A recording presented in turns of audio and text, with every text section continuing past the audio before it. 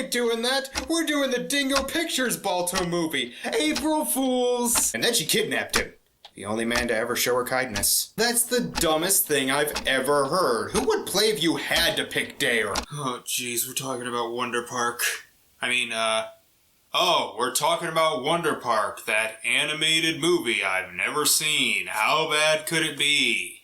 Alright, so Nickelodeon's Wonderpark, originally called Amusement Park, may not be the most panned movie I've covered. It's got a 34% on Rotten Tomatoes, audiences were mixed on it, and it barely broke even at the box office. This was actually supposed to act as a pilot for a TV series to your Nick, similar to Jimmy Neutron and Barnyard. 3 years later, it still hasn't happened. It was written by the team of Josh Applebaum and Andre Nemec, who previously did Mission Impossible Ghost Protocol and the Michael Bay produced Teenage Mutant Ninja Turtles movies, and their next projects include a new G.I. Joe movie and Beverly Hills Cop 4. Well, this movie's certainly a bit out of their box. Who directed it is a bit harder to say. Most of the job was done by Dylan Brown, who was an animator on a lot of Pixar films in the 90s and 2000s. But right before production wrapped, he was fired for inappropriate conduct in the height of the Me Too movement. According to this Cartoon Brew article, the credit for director was offered to several other members of the creative team, but no one wanted it because they thought it would hurt their careers. So the movie ended up going to theaters with no credited director. That is the saddest piece of movie trivia I have ever heard. This is Wonderpark.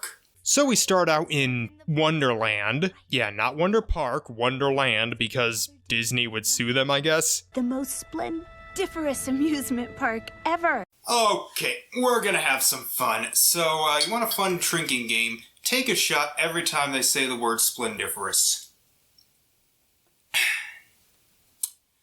Please note, in agreeing to do this game, I am absolved of all injuries and possible fatalities from doing this. So we meet a bunch of animal characters who apparently run the theme park. There's Greta the boar, played by Mila Kunis, whose only personality trait is the female. Gus and Cooper, two hyperactive beavers who are the mechanics, I guess, played by Kenan Thompson and Ken Jeong. Boomer, a bear who sometimes is a narcoleptic, voiced by Ken Hudson Campbell. And the only funny character, Steve the porcupine, and the only reason he is funny is because he is voiced by John Oliver, and he can make almost anything funny. That said, even his best jokes feel like the filler jokes on Last Week Tonight. Seems I have backed into the middle of something here. Backing out. Beep, beep, beep. Wind farms go fwoom, fwoom, fwoom. That's how wind farms go. A cash register goes cha-ching. He's also the only one with an actual personality. The personality is basically the same as Zazu, ironic, but at least it's there. So they flip a switch and a bunch of people just show up in Wonderland. Is this where the people who got snapped by Thanos went? The leader, I guess, of this pack is Peanut the Monkey, voiced by Norbert Leo Butz, who's normally a Broadway actor. He was in Wicked. You're splendiferous! Thanks for coming out! So Peanut is the architect of the park and created a new ride called the Sky Flinger. Wait, that's the juggler from Spy Kids 2. You just ripped off Dinky Wink, played by the great Bill Paxton. You do not disrespect him like that. Have you picked up your Wonder Chimp doll yet? No. Well, what are you waiting for? Come on! We need to support the capitalist society. So yeah, they got toys too, because let's make this even more like Disney World. You're splendiferous! What are you creating today, Peanut? Oh, yes! So it turns out this is all in the imagination of a little girl named June. Her mom, voiced by Jennifer Garner, comes up with all the rides of Wonderland and says them to June's stuffed monkey Peanut, and the real imaginary Peanut hears it and comes up with a new ride that he creates with a new marker. That ride is a carousel, but with fish instead of horses. Well, that's just unbelievably lame. Splendiferous. Well, June unfortunately is a bit too ambitious for her own good and has made a roller coaster in her backyard along with her friends. And I don't know, don't you think they're a little too young to be roller coaster engineers? Yes I am. Oh, and her friend's name is Banky and is secretly in love with her. Operation Loop-de-Loop is a go! But I haven't even had my morning coffee. This movie came out the same day as the Christchurch mosque shooting, meaning this is only the second worst attack on brown people that day. You may think this is leading to something, but he's barely in this. Splendiferous! These little shits destroyed and stole property to build their stupid little ride. They said it couldn't be done. done. Who said it couldn't be done? They. Who's they? It's just an expression. Don't bust me on a technicality. Oh god, man, I hate this character already. So shenanigans happen. Very, very poorly directed shenanigans. Eventually they go throughout town armed with shitty jokes. Break, break, break! It broke! Boo! Kill that fucking joke! Do physics not exist? How is this still going so fast? So after destroying half the town, I guess the parents have to pay for all the damages and as a result, lose the house and now they have to live on the streets. No, that would mean consequences are a thing. As for June, she just is given extra chores and told she has to keep her projects smaller. Admittedly, there are some decent scenes here and I appreciate that they got an actual kid to play June. Younger June is voiced by Sophia Mali, and for the rest of the movie is played by Brianna Densky. Neither of them seem to have done much after this, which is a real shame. They both do a pretty good job. And yeah, I do kind of like them building Wonderland in their home. It's kinda sweet. Anyway, cue the cancer. Yep, mom gets sick, it never says the words, but I'm 99% sure it's cancer. They learn this right after the whimsical building montage. Tone movie. Anyway, she leaves for chemo, I guess, as the movie tugs so hard at your heartstrings to manipulate you into caring. Also, you don't need to get so close to the characters' faces, I can tell their emotions just fine. She tears down all the Wonderland stuff, and I will say the animation and music is really good. This clearly did have money and talent behind it. There is stuff to admire, I just wish the writing made sense. June is now overly cautious. Why? Her mom didn't get hurt in an accident. It wasn't her staying out too long and getting sick that gave her cancer, so why is she cautious? Oh, that's why I married her. This pretty much sets the tone for the rest of the film. They got a miniature Ferris wheel as they try to convince her to create Wonderland again, leading to a scene way too strong for a movie like this. Wonderland isn't real. It never could be real. And even if it was, it's the last place in the world I want to visit. Oh no. This movie did not earn a scene that good. One of the pieces floats away and now June is off to math camp, but she doesn't want to go. Instead, wanting to take care of her dad, played by Matthew Broderick. Really? This expires in 3 days. You're cutting it way too close. Seriously, where did this come from? I got dressed and I made breakfast all by myself, as I have been doing for the last 41 years. The first 7, I needed a little help. You're 48? This man is 48 years old? Damn. Can you tell me your secret? Well, she goes to camp along with Banky.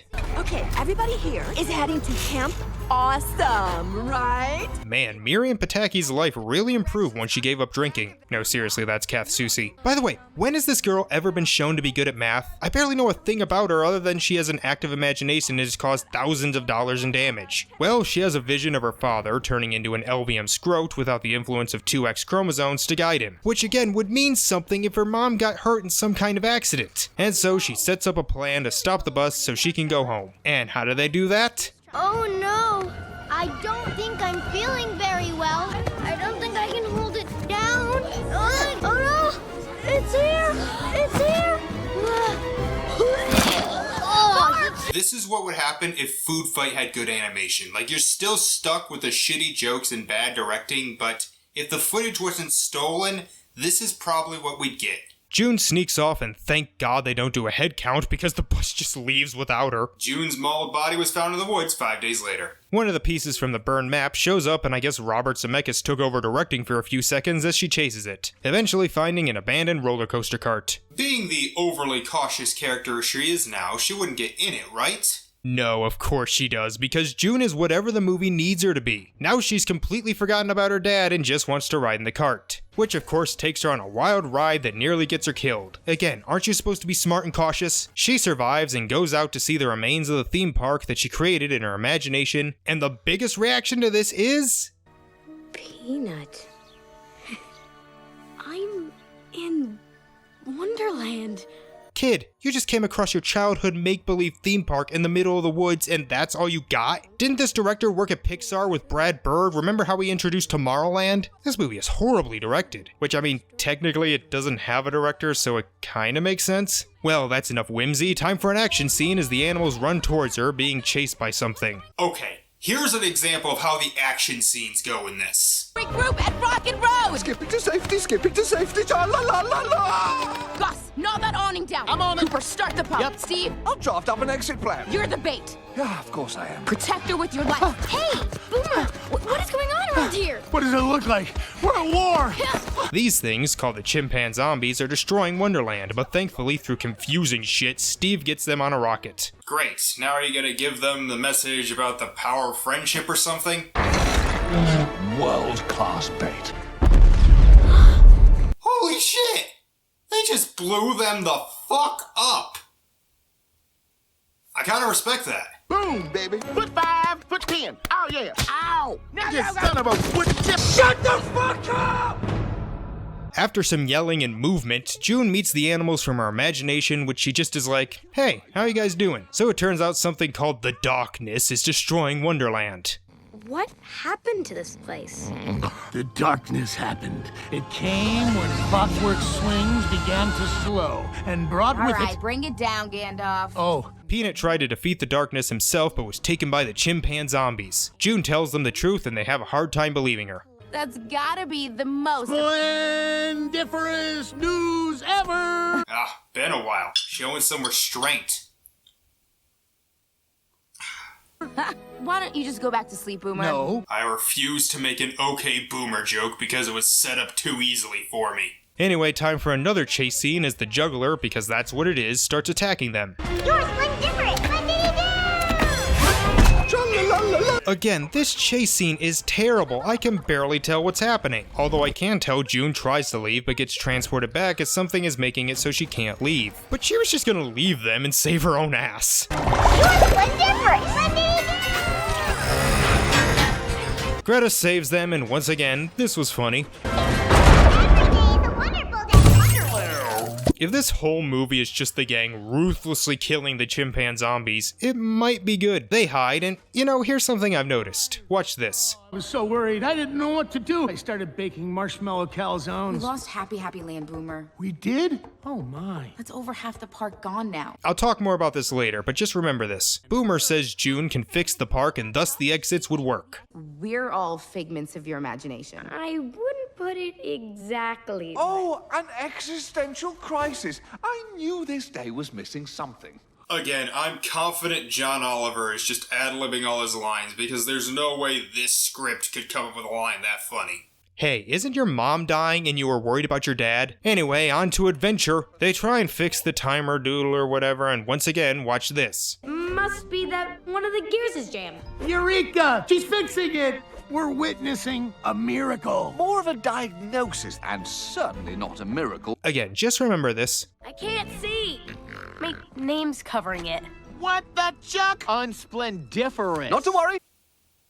Does that count? Yeah, fuck it. So we get a chase into Fireworks Falls, which is slightly south of Rosetown Falls. Of course, we get another action scene because we have to keep the kids' attention. Somehow she gets separated and ends up in Balloon Land. Take your pick at which one. The one with the horny narrator or the one with a pincushion man and phallic symbols. Then she just finds Peanut because of course she does. I know this stuff happens in movies all the time, but one, you're not supposed to notice, and two, they usually at least try and make it less contrived. He's scared because his magic marker that creates all the rides in Wonderland doesn't work, and he stopped hearing that voice that gives him ideas. But you're a peanut. The splendiferous. Splendiferous. If I die before I'm 30, I technically died young, right? We almost have a quiet moment, but then the chimpanzee zombies show up. We get an action scene that's at least a little creative, unlike the other ones, and ends with Peanut being taken. If this ends with him dying, I will take back every mean thing I said about it. Not because I hate Peanut, I just want some consequence. She finds the other animals, and I think I can finally talk about the thing I've been hinting at this whole time. All over for I found you. Peanut. What? He was hiding in Zero-G Land. He's alive. What? Peanut's alive? Oh, brilliant. But he was taken by the chimpanzee zombies. The movie never shuts up. It just never shuts up. I've ragged on the numerous chase scenes and yelling, but even when it's just characters talking, there's barely any pauses. Once a character's done talking, another one will immediately start another sentence. It rarely takes a break. It's a pretty short movie at 85 minutes, and maybe with some actual pace that isn't just Sonic the Hedgehog on cocaine, it might have been around 95. I'm actually complaining the movie isn't longer. The darkness. I think maybe I did create it. Huh? I didn't mean to, but I think I did. You created the darkness? Wait, I was afraid. The darkness took over, and I tried, but I just stopped caring about the park. Oh, so the darkness is a metaphor for her grief because of her dying mom. Okay. Alright, movie. You want to get deep? Better do it right. Anyway, time for the worst third act breakup of all time. We've been trusting you, but if we knew you were the person responsible for all this, But... I never would have let us make that mistake. Oh my god, you stupid idiots. There is no reason for this to happen. None. You created the darkness.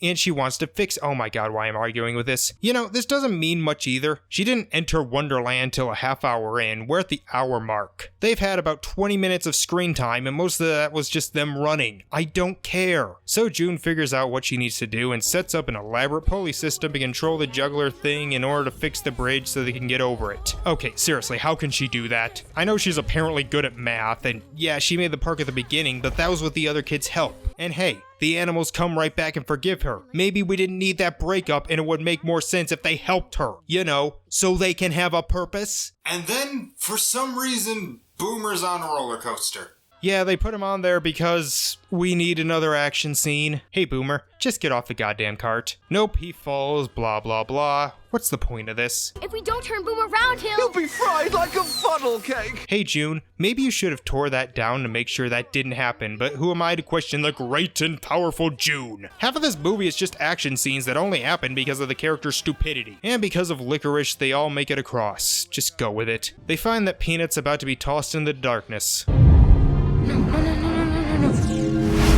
We're too late. What do you have in mind, kid? It's about what I need to do. Oh, you mean like the rest of the movie? Alright, we got about 20 minutes left. Let's go through this. I am the wonder in Wonderland. It's all about me. So she goes into the darkness.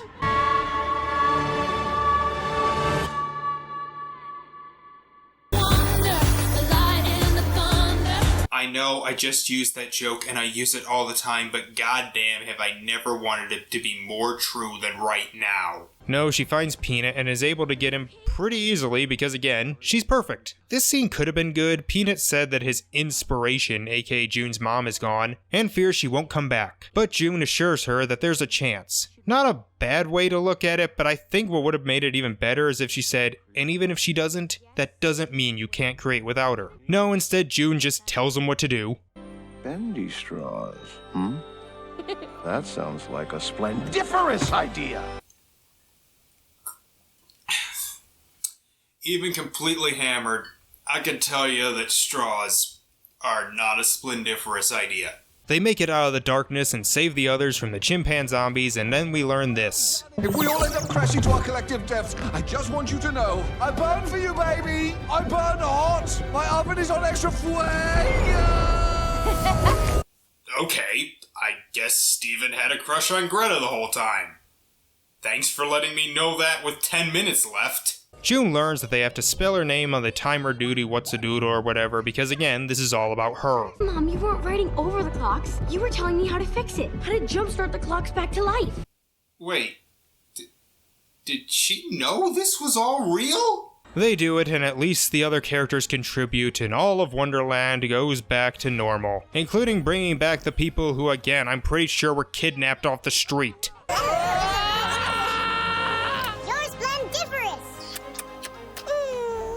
Aw, look who's back to being Wonder Chimp. Do your little dance, do your little dance, do your little Wonder Chimp dance. Oh, look how cute they are. Remember when we blew some of them up? Good times. Nothing can stop us. Me? The glue? No, I'm not the glue. You're the glue, Greta. How dare you? She is. She's barely shown any of that. In fact, it was her that forced them to leave June. She's not the glue.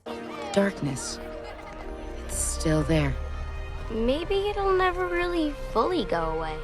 Maybe it's there to remind us to look at the light that surrounds us. Okay, not a terrible analogy, but what the hell am I supposed to take from this movie? That grief is bad and destroys everything you love? Because that's what the darkness did. But grief isn't bad, it's healthy. Feeling sad over bad things happening is not destructive, it's how you cope with it. This would be like if in Inside Out they had sadness cause every single problem and then only kept her around because she makes the rest of them feel important. Oh, and Steve and Greta are a couple now. Wait a minute. The paranoid, overly safety-concerned character hooking up with a token female? Yeah, that doesn't sound exactly like Gloria and Melman from the Madagascar movies. Except they at least got development. They didn't wait till the last 10 minutes of the movie to bring it up. This place really is splendiferous.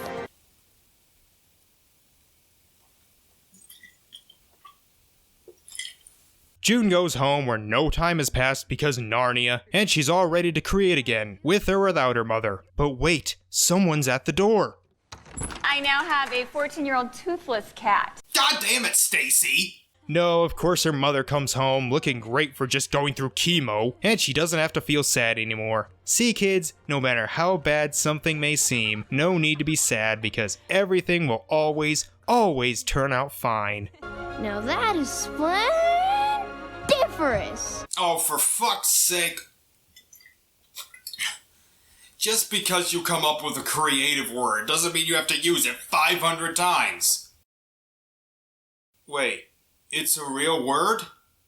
So the one thing I thought was original wasn't even original? So they create an elaborate model of Wonderpark that seems pretty expensive, but again, for this family, money doesn't seem to be any trouble. What the fuck does her dad do?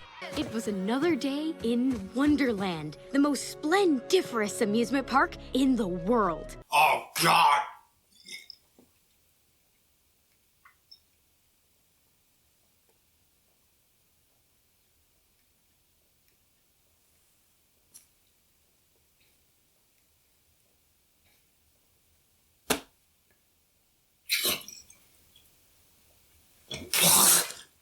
Fuck it. I'm sure that'll cover it for the last 2 minutes. Oh, God. They all come up with an idea for a Ferris wheel that flies and is made of glow sticks because safety is for communists. And now June is the one whispering the ideas to Peanut, making her mother living seem even more pointless. So Peanut really is just down here taking credit for other people's ideas. No, it's worse. The animation is really good, the voice acting is really good, the music is really good. From a production standpoint, this movie clearly had a lot of talent and money put into it. But the writing is just as bad as the most bottom-of-the-barrel direct-to-video movie. The stuff you find on Netflix or Hulu with bad CG animation that you watch to get drunk and laugh at. But you know what? I have seen some of those movies that were better written. This film has characters that change traits on a dime. The story is just an excuse to get from one chase scene to the next. And the moral is damn near insulting when you think about it for even a second. The editing is awful, there's no creativity, and it rarely takes a moment to breathe. This is the worst Nickelodeon movie I've ever seen. It's worse than The Last Airbender, it's worse than Imagine That, it's worse than Monster Trucks, Barnyard, even Playing with Fire. They should have just given directing credit to the guy who harassed women, because he's the one who deserves it. This movie is fucking terrible. Alright, I'm back. What did I... Oh shit, I'm too late, aren't I? No, motherfucker, I'm fine. I mean, I'm more plastered than an Irishman at a croquet match, but I'm fine. What did you just watch? Wonderpark. That's what I watched. Oh, shit. I've lost him. There's nothing I can do for you now. Good luck, kid. Kid? I'm 29! And you ain't getting any younger.